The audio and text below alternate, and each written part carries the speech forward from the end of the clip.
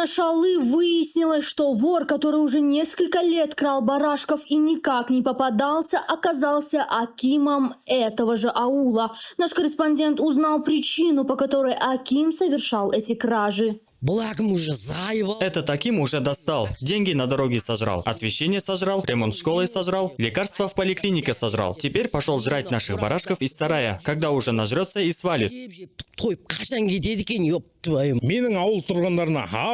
У меня для жителей аула отличная новость. Прошу не спешите избавляться от меня, потому что завтра будут выборы акима аула. И среди тех, кто проголосует за меня, я разыграю 3 айфона, 2 бьюти-бокса, путевку на Умру, автомобиль Lexus и билеты на фильм «Следствие ведут овечки». Голосуйте за меня, участвуйте в розыгрыше.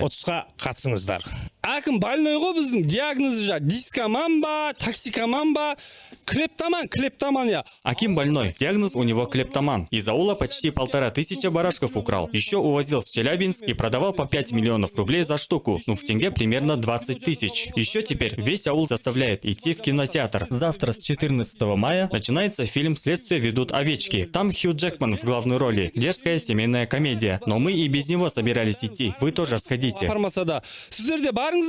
Оксана Овцаева, Богдана Баранова, телеканал ПТК.